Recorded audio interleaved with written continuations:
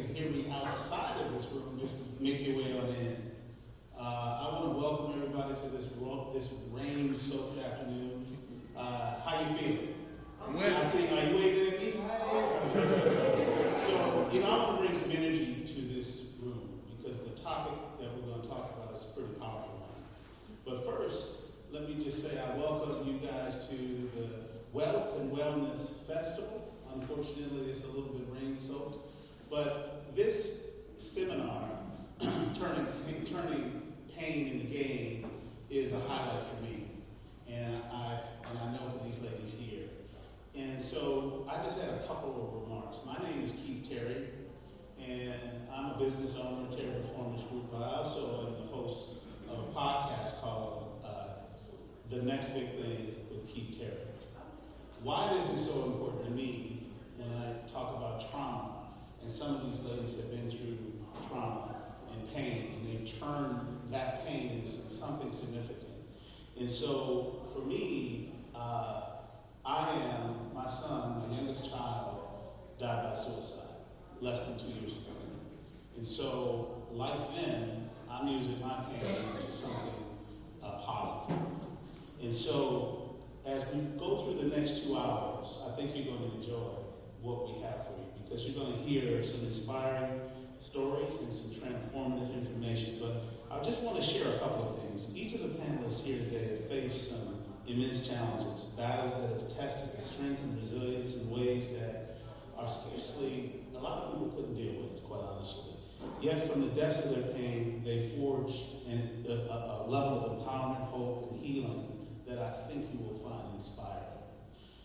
These ladies have founded organizations, initiatives, and created spaces where women can find support, resources, and a community of healing. And so, I just want to go through and tell you a little bit about kind of what we're going to do over the next 2 hours. I'm going to introduce you to these wonderful ladies. You're going to hear from them. I've asked them to each speak for about 5 minutes. And, and then we're going to enter into a panel discussion.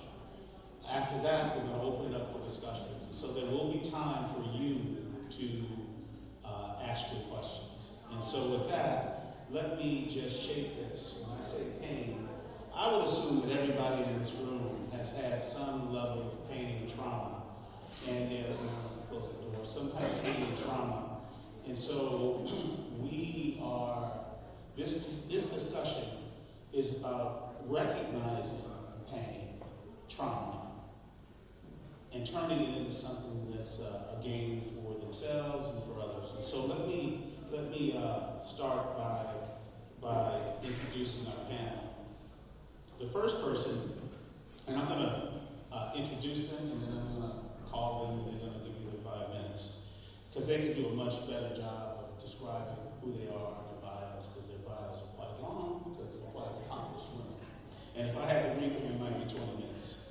So the first person is Celia Cohn. She is the CEO and founder of Giving Others Dreams. And yes, please. I'll say a little bit, but I don't want to mess up on their bios. But she's the CEO, and it is a direct reentry training and community healing center. And their mission is to empower communities to reduce violence and promote public safety through comprehensive violence intervention and prevention pathways. Now, she's going to say a whole lot more, so just bear with me as I introduce the others. The next one is Yolanda Carter. Yolanda Carter she is an author, advocate, empowerment speaker that if you haven't heard, you're going to hear her today. She's out here helping women who've been through her level of trauma or their level of trauma and helping them. The next person we have is Fabian Marthal. She is a custom fashion designer, fitness instructor, and a travel agent, and a published model. When I looked at her background, she's done a lot. In 2007, she started her modeling career. In 2013, her fashion career, and then she got into fitness. And obviously, as you look at her, And so I will let her go through that, but I wanted to bring that to your attention. Next up is we have Ms. Evelyn Hernandez. She is the CEO and founder of Empowerment Purpose, LLC. And she is a life coach and a motivational speaker. And she's working with Phillip as their executive administrator. And finally, we have Robin Pettit. Robin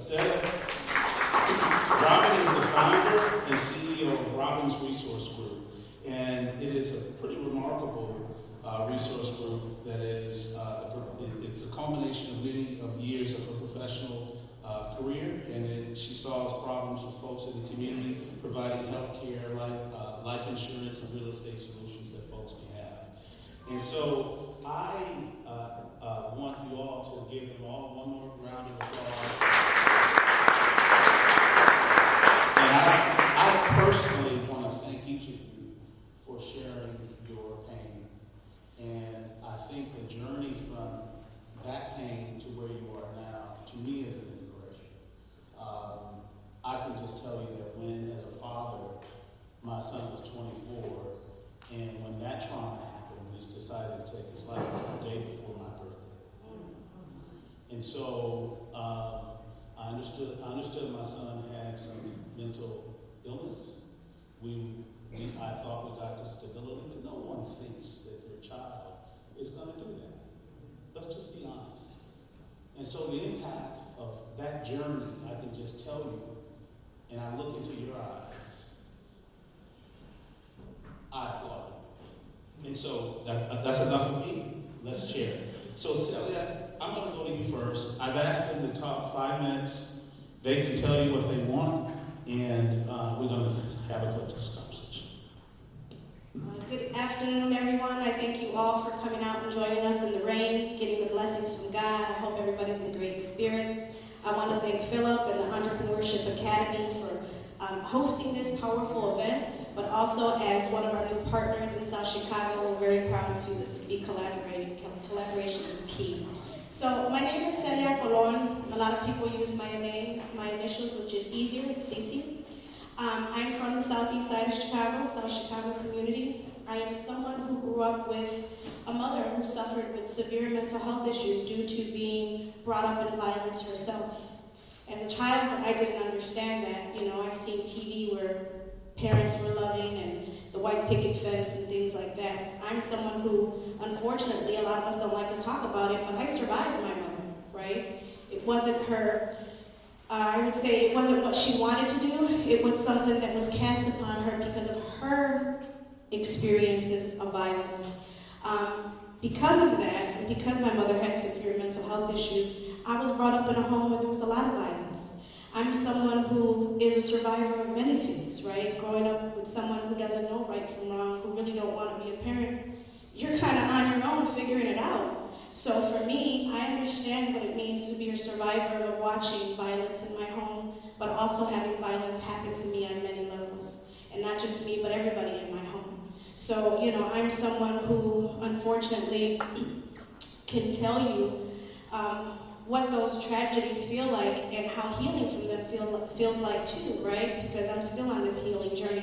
But I'm someone who survived a lot of abuse as a child, neglect, rape, you name it, I've been through it. I helped save my mother's life. I witnessed a lot of domestic violence because all her relationships were unhealthy. And when I was 12 years old, if you guys want to look up my story, it's We Are Witnesses Chicago through the Marshall Project, and I talk about how I sat on 2 yellow phone books and jumped on Highway 75 and drove to Chicago when I was 12 years old with my mother half beaten and unconscious in the back seat of the car. So when we landed here, we landed in South Chicago, and I landed in the southeast side, 89th and Muskegon, which was headquarters for the Latin Kings.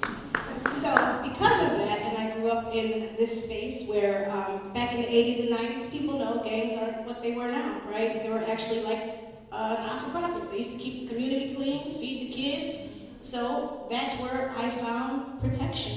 That's where I found someone that said, hey, I care about you. I'm gonna walk you to school. Never in my life had I had anybody protect me in and say they're going to do anything to help me be safe. So I became very loyal. At 16, I became a teen mother. I started living my mother's life. I'm also a DV survivor myself, someone who was shot at while my baby sat on the couch, had a shotgun put in my mouth. I remember all of these things. And then, unfortunately, at the age of 17, I went to jail. 18, I went to prison, and I stood there until I was 25. I came home 23 years ago. I started healing inside of prison. There was an actual hospice program because people do die in prison. And that was the first time I ever met a social worker who told me that I was dealing with unhealed trauma. So that opened up this can of, wow, where does this come from? How does this work? So I started just immersing myself into how the brain works, how the subconscious mind works, and what makes people do what they do. And at that point, that's when I forgave my mother. Because before that, you couldn't tell me nothing. I hated the lady. I didn't believe in God, because how could you allow all these things and you're a mother, right? I was a mother at that time, and I would never let anybody touch my child, so I didn't understand it. But at that moment, I cried and I felt sorry for her. At that moment, I wanted to go bring her some therapy and help her heal. Unfortunately, it never happened. It still hasn't happened, right? 23 years later, I was released in May of 2000. I started working at a research center, and that opportunity allowed me to travel internationally while I was on parole. Those experiences changed my life. It was in the Bahamas in Naza on my way to Paradise Island where I created GOD, Giving Others Dreams. I thought about all the beautiful women that I left behind who had stories just like mine or even worse, and I said, who goes back inside to help these women? Who goes and teaches them the secret of success? Because if you look at all the master coaches and, life counselors, none of them go inside the prisons and jails where people really need help, where people need to learn how to heal. We can't heal people, but we can help people with coping skills and teach them how. So I've been doing this work since I've been home nationally. I do policy work because it's not just about the work on the ground, but it's also the policy work that matters to make sure the work on the ground continues. My ministry was a ministry up until 2020. Unfortunately, in 2020, I lost one of my sisters that I raised. I was her sister mom. She got shot and killed the day before her birthday.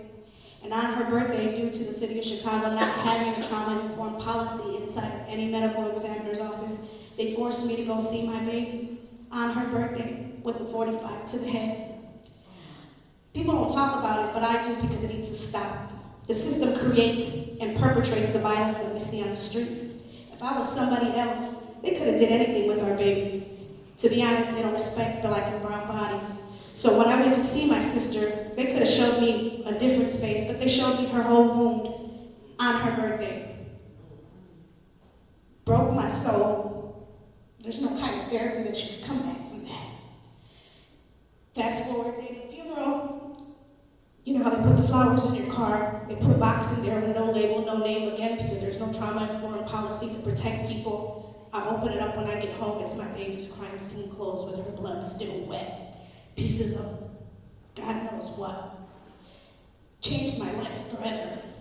I know that when people are loved and protected, violence stops. So all the initiatives, I quit my full-time job, and I decided to open up GOD as a non-for-profit to stop the violence that we see. I could never bring my sister back, but I do these things in her honor.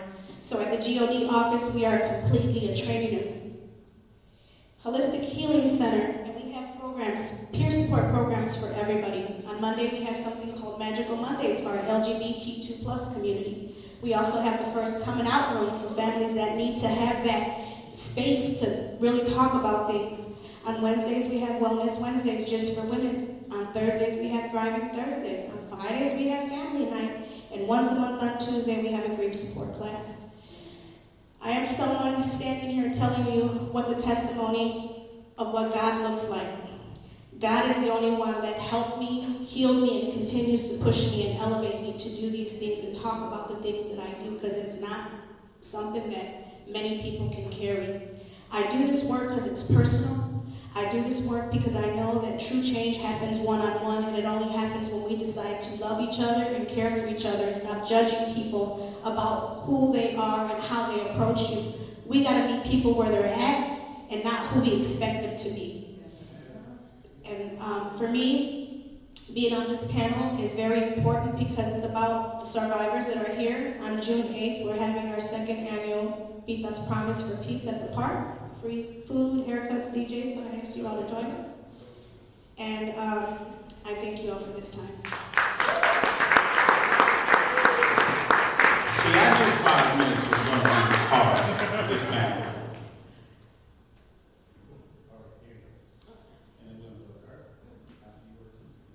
Good afternoon, everybody. Thank you for the opportunity for me to be here today. My name is Yolanda Carter. I am a former victim. I am a survivor. Early morning, March 22nd of 2016, my life changed.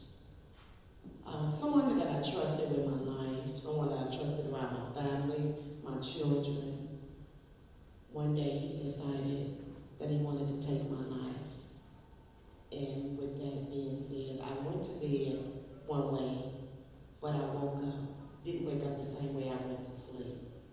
So what I wanted to say was, he was my knight in shining armor, but then became a monster.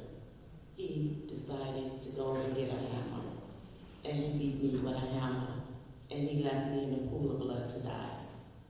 But I'm here to tell the story because not only was it impacting myself as the victim, it